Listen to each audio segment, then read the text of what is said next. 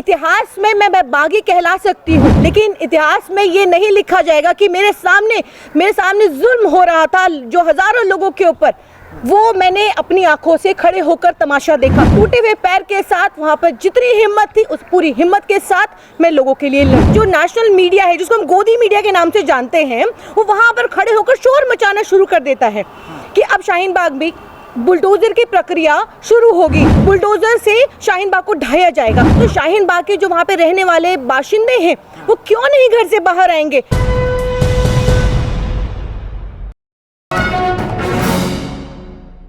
शाहीन बाग की बुलडोज़र कार्रवाई को लेकर इस वक्त एक बड़ी खबर सामने आई है।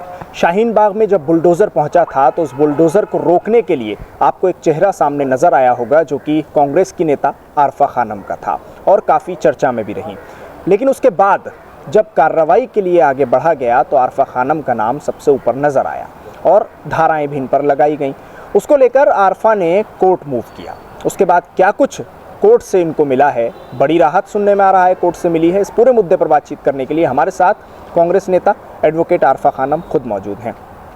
सबसे पहले आपसे ये जानना चाह रहे हैं कि जो धाराएं लगाई गई थीं, क्या क्या धाराएं आप लोगों पर लगाई गई थी और किस तरह से ये पूरा मामला हुआ था? देखिए, जब शाहीन बाग में बुलडोज़र आया तो हम लोगों ने उसका विरोध इसीलिए किया क्योंकि वो असंवैधानिक बुलडोज़र लेकर आए, गैर कानूनी तरीके से बुलडोज़र लेकर आए। तो इसीलिए हम लोगों ने इसका विरोध किया, पूछताछ की कि जो ये बुलडोज़र आया है क्या ये एमसीडी का बुलडोज़र है या कोई प्राइवेट मंगाया गया है। और दिलचस्प बात इसके अंदर, सबसे बड़ी जो बात हमारे इस पिटीशन के अंदर सामने आई वो ये थी कि वो जो बुलडोज़र था वो प्राइवेट लाया गया था।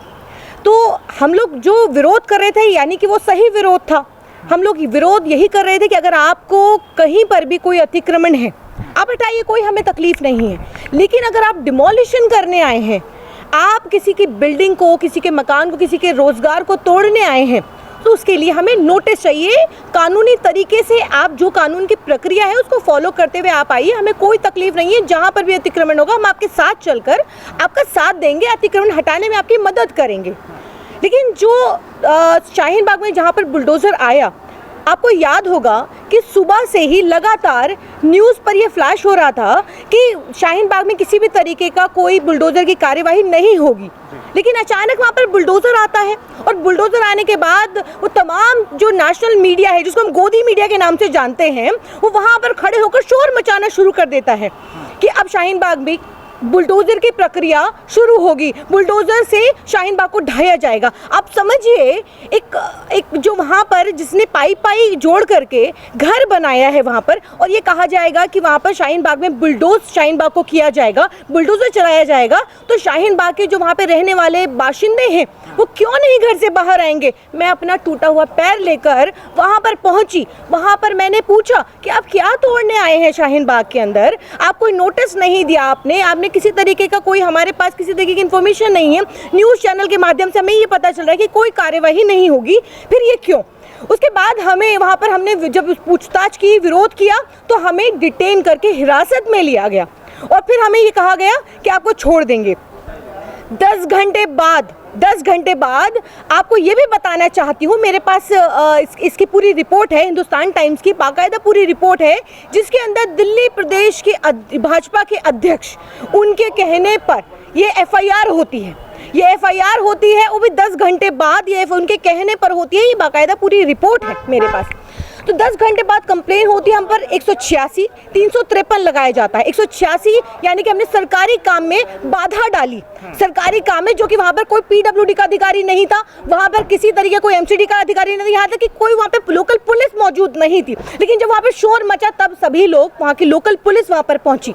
तो कहना चाहती हूँ कि जो 186 मुकदमा मुझ पर लगाया है काम में बाधा डालने का, मैं तो पूछना चाहती हूँ, मैं तो कोर्ट से लगातार मैं ये क्वेश्चन कर रही हूँ, मैं पूछ रही हूँ अपनी सेटिस्फेक्शन के लिए, वहाँ के रहने वाले लोगों की सेटिस्फेक्शन के लिए। आप कोई नोटिस नहीं देते, आप किसी तरीके की कोई कार्यवाही के लिए, आप खुद कह रहे हैं कि आप इंक्रोचमेंट के लिए आए थे, आप डिमोलिशन के लिए नहीं आए थे। तो वो लेटर मुझे दिखा दीजिए कि जिस लेटर के माध्यम से आप डिमोलिशन, वहाँ पर जो शोर मचा था, मेरे पास पूरी बाकायदा बाइट मीडिया की है जो ये कह रहा था कि डिमोलिशन होगा।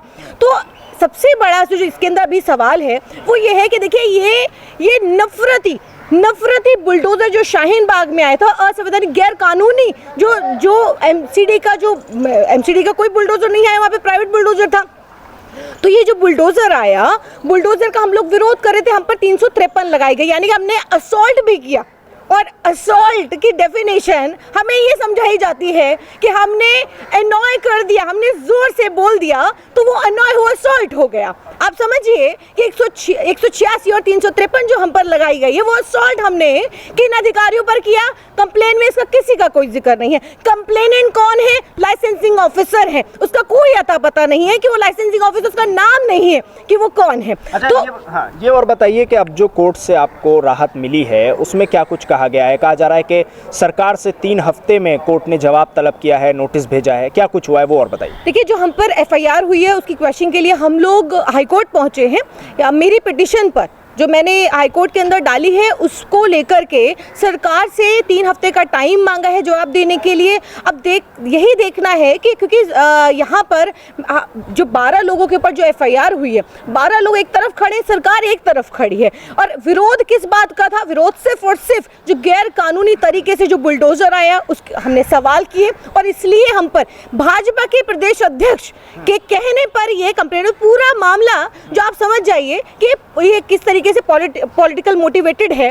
और ये हम पर जो झूठी एफआईआर, जो गैर कानूनी तरीके से हम पर एफआईआर की गई है, तो उसको भी हमने चैलेंज किया है कि गैर कानूनी तरीके आनन फानन में जो एफआईआर हुई है उसको हमने चैलेंज किया है। उम्मीद करती हूँ माननीय उच्च न्यायालय से कि हमें न्याय मिलेगा, क्योंकि अगर वो हमें प्रोटेक्ट नहीं करेंगे तो इस देश में लोगों का रहना मुश्किल हो जाएगा। तो कहीं ना कहीं आप माने तो आपकी तो जीत इसमें नजर आ रही है, आपको एक बड़ी जीत के तौर पर इसको देखना चाहिए। देखिए, जीत है लेकिन पूरी नहीं है, क्योंकि जब तक हमें इस कोर्ट से रिलीफ नहीं मिलता है तब तक हम नहीं कह सकते कि देखिए, गलत का विरोध करना, गलत मुझे बागी कहा जा सकता है। अगर गलत कोई अगर कर रहा है उसका विरोध करने पर मुझे बागी कह सकता है, लेकिन इतिहास में मैं बागी कहला सकती हूँ, लेकिन इतिहास में ये नहीं लिखा जाएगा कि मेरे सामने जुल्म हो रहा था जो हजारों लोगों के ऊपर, वो मैंने अपनी आंखों से खड़े होकर तमाशा देखा।